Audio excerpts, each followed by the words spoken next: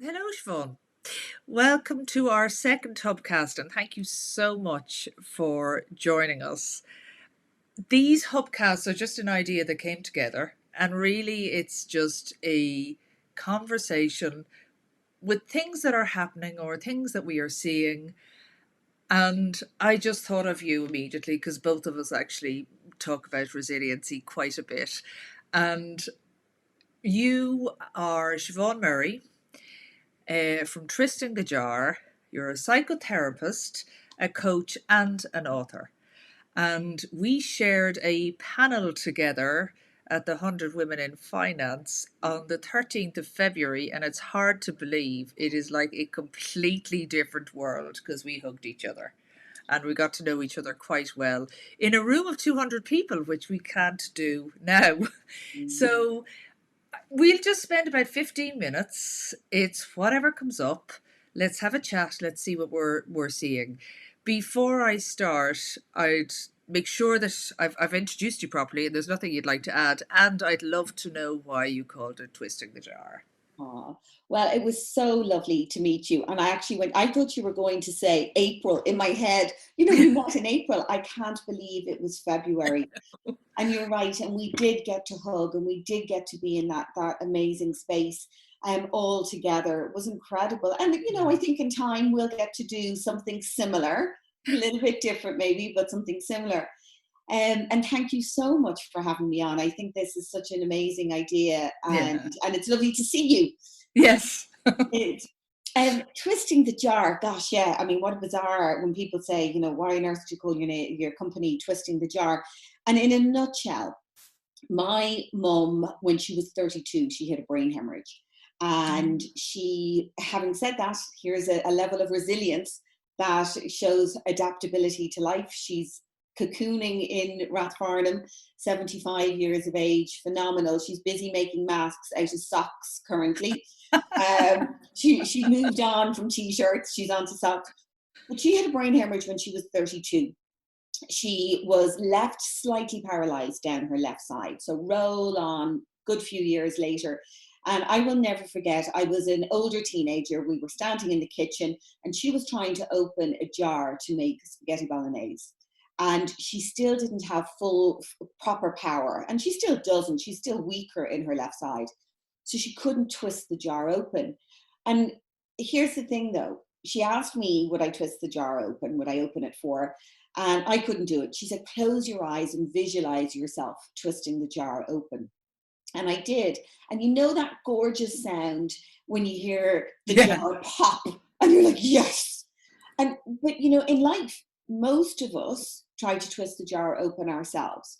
So we get frustrated, and then all the other things that we're annoyed and pissed off about all come out in this jar. I've done it where I've ended up in tears because I couldn't Yeah. open the jar. It's nothing to do with the poor jar's fault. Yeah. So you can stab the jar in the top with a knife, run it under water, bang it on the end, do all of those things on your own. Or you can do what my mum did, which was all she did was ask for help with one component. She didn't ask me to make dinner. She didn't throw the towel in and go, I can't open the jar, therefore I can't fill in the blanks. She literally just went, can you do this one thing? And I think in this current situation we're in, it's all the more reason for us to learn how to ask for help with twisting our jar.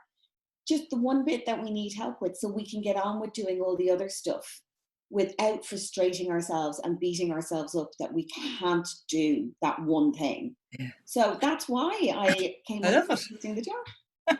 I love it. And actually, well, that was a little tear I had to wipe away because it was such a cute story as well. So thank you for that. But I love it because actually you've just created the perfect segue from our first Hubcast, because one of the things that we said at the very end was about um, asking for help. And Mm. it's so true. And you can see in the setup of this, I've got a full team of family members who are helping me out. So all I have to do is press record. And I wouldn't have done that in the past. So God, it's so important, isn't it? Yeah.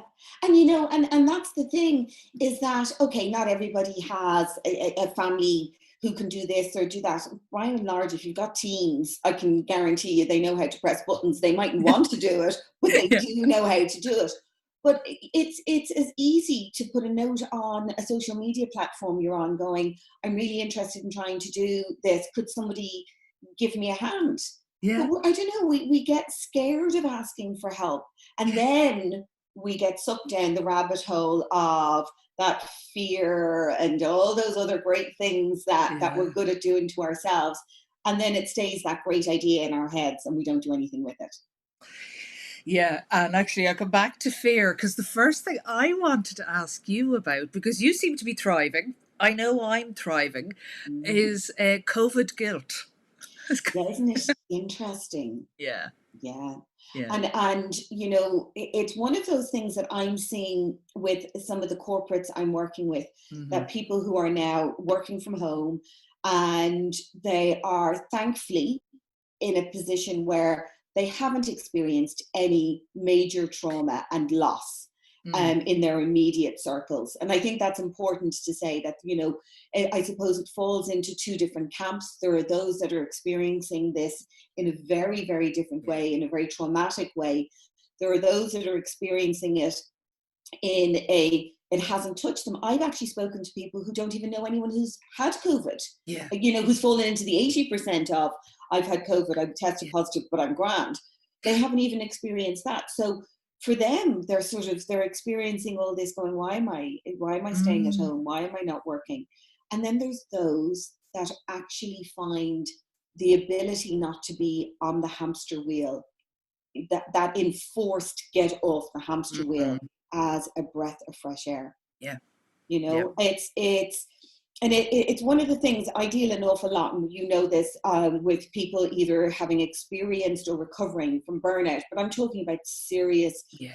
the burnout where people actually have to leave work, and take long periods of time Mm. off in order to make themselves better. And that's, it's interesting, isn't it, that in order to recover from burnout, you generally have to take a step away from work. Yes. Whereas what a lot of people are doing, they're having to work from home. Yes. They've stepped away from work and they've realized actually it was never work that was burning them out in the first place. Never. It never is. But don't you find, Siobhan, that so many people, I described it as tentacles. Mm. So many people have attached their tentacles to something so that they don't look inside. And I know you and I have done the whole looking inside thing, and it wasn't too bad, actually. I think it was okay. Yeah. But so many people are attaching their tentacles to it was work, or it was husband, or it was partner, it's kids. It's never any of those things. Would you agree? Yeah, absolutely. I think it's very much, it's ourselves.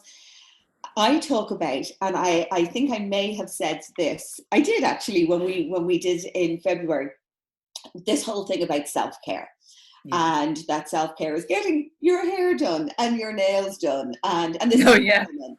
And you know, for men it might be playing golf on a Saturday, and you know, I should have said back then, imagine a world where we didn't have that, I know. where that was all taken away. And if we had all those external self-care factors Yeah. taken away, what are you left with? You actually left with yourself. So that you have to take care of yourself from the inside out, not what we've been conditioned to do, which is taking care of ourselves from the outside in. Yes. So we've just been left with ourselves. So whether your thing is making banana bread, not mine, whether Yeah. it has been trying to do as many online classes and courses, you know, that's great. But it's equally great if you kind of go, I haven't touched my wardrobes. I Yeah. haven't cleaned the Yeah. kitchen cupboards. My Tupperware still doesn't match. Yeah. You know, all of that is equally fine, as long as I think people are taking a little bit of time for themselves to go, actually, I'm learning to sit with myself and be a little bit at peace. Just a little bit. Not That's complete. it. It's that's the remarkable thing is so many people think when I get there, Yeah. but there doesn't exist. We make up there in our heads. We make up there with our thinking. And then we actually aspire to that future there that actually was made up by our current distorted thinking. Yeah. And then we suddenly, when we don't get there, we're going, "Ugh, why didn't I get there? There's something wrong with me." But actually, there was made up. And isn't it, I said this to you before, we're in, I think, week 8. I make reference to when the kids stopped on that Thursday, because I've Yeah. teens. So I work around my time scale like that. And I have only probably in the last 10 days got into my groove. Yeah. And having said that, I've been working remotely for about 3 years. Yeah. So 80% of my work, I had taken my client base online.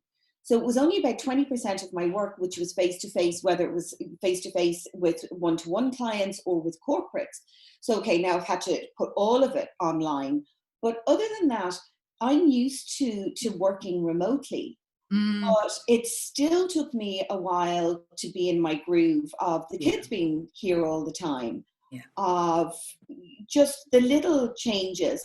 And I think Mm, there was a huge amount of pressure on people from, again, that external force of, okay, we're in lockdown. I must have a plan on the fridge. The kids must do their homeschooling.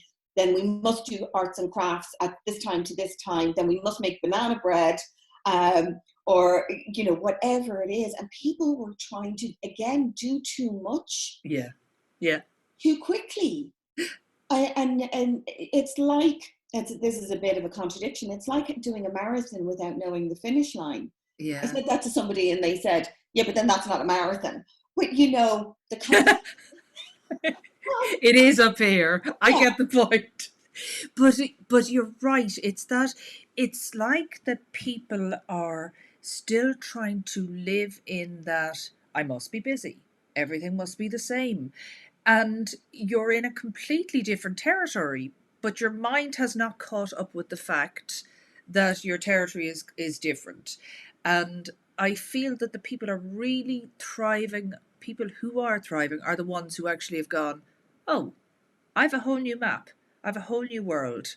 And the people who are struggling are the ones who are still clinging on for dear life for that world that they weren't happy with in the first place. yeah. It's, Yeah. I would have, as self-employed, and Yeah. you are as well, and we both have in different ways the corporate background, or working within very, very frantic worlds that weren't Yes. our own, that we were on other people's hamster wheels. But when you become self-employed, you get onto a different hamster wheel, and Yeah. there can be a tendency to suddenly, if it's ingrained in you to be that worker bee, to still work 7 days a week, because Mm. you're still realizing on a Saturday and Sunday you're going, oh, there's a great idea, and I'll do a little bit of Yes. work for that. And I'm very, very lucky. My work is stayed steady through all of this, Great. which is brilliant. But what I have done is I have gotten much better at switching off, Well done. Yeah. because I don't have, oh, I'll just go wandering around a shop to switch off. I Yeah. don't have that, and I didn't realize how much I did that. Well, So now, and I'm a yeah. great reader, but now, well, last Friday and Saturday, we had that fabulous weather here in I Dublin, know. and most of the country did. And I made sure I switched everything around. So I sat in my garden and read a book, Yeah. Yeah. And you did it guilt free. guilt free. It was Yeah. great. And that's the thriving that I'm talking about. It's that ability for us to actually allow ourselves to do what we want to do without the chitter chatter. And what I was talking to somebody there the other day about fear and overwhelm and stress. And the question they asked, and I'm going to read it out because it's something that I posted back in a response. And they asked, what if fear was not a factor? Mhm. And it just suddenly something clunked in my head. And this was only this morning, so you can really see this is we're ad libbing here. Is when I heard this question, I realized that I have a whole new relationship with fear. I can't seem to even find it or feel it at the moment. Of course, I've started shoulding, so I've started kind of going, oh, maybe I should be fearful, but I still can't find it. So I'm hoping this phase lasts, and I kind of have a bit of a smiley face there. But someone said to me earlier, are you giving up on something too soon? It was just an idea that I had, a bit like what you've said. I generate these ideas and I followed through. And I said, no, my response was no, it wasn't working that way. So I'll just find a way that works and come up with a different way. So very adaptable, what I'm noticing about myself.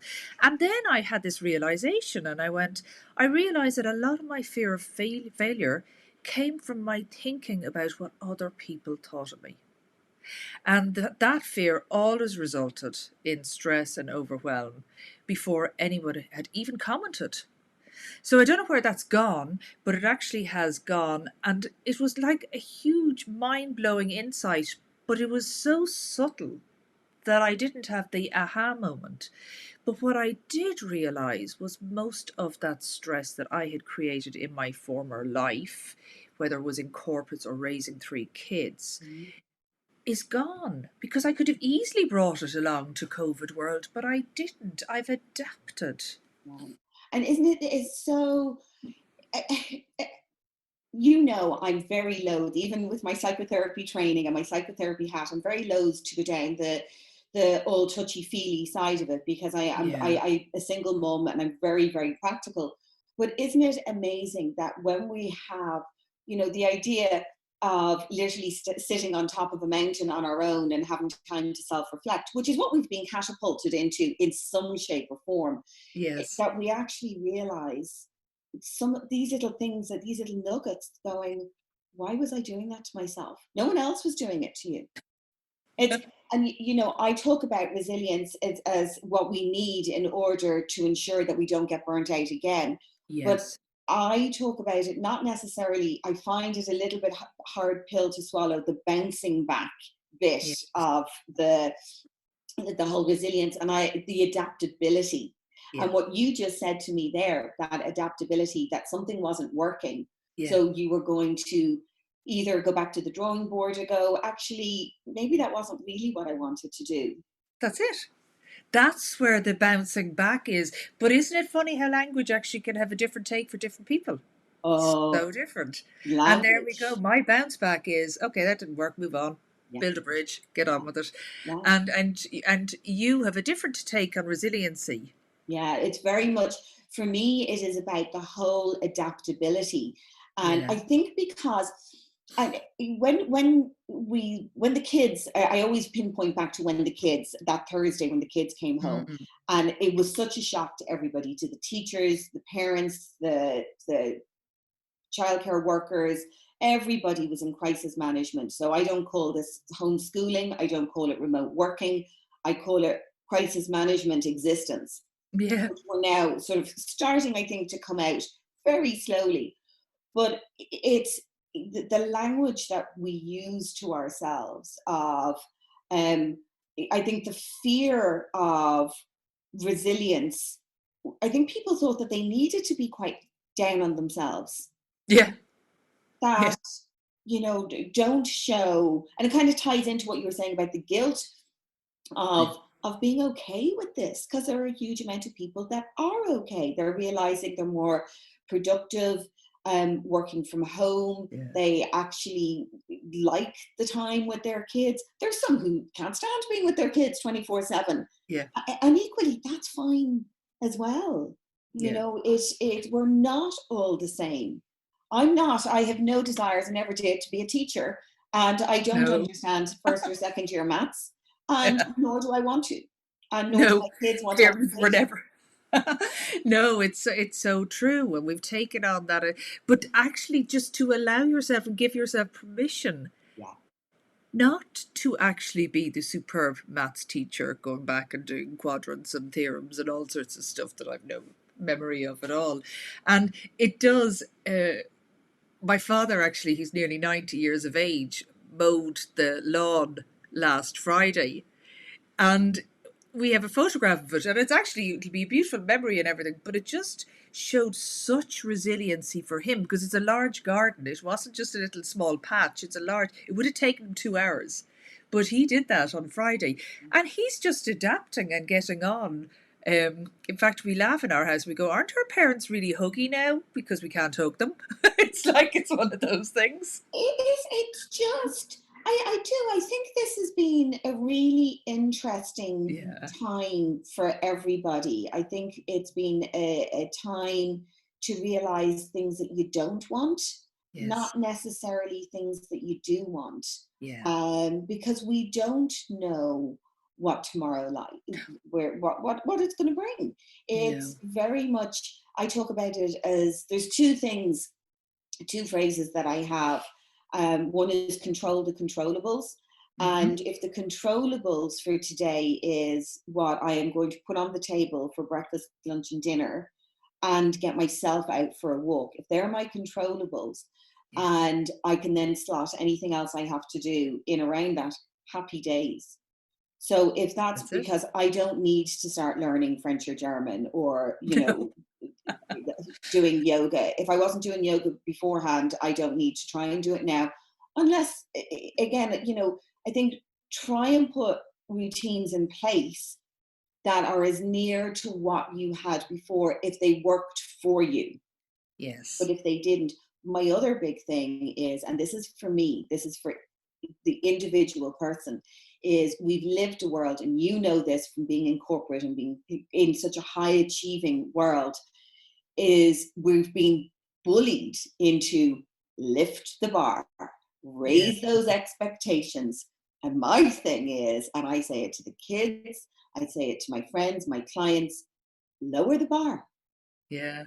Yeah.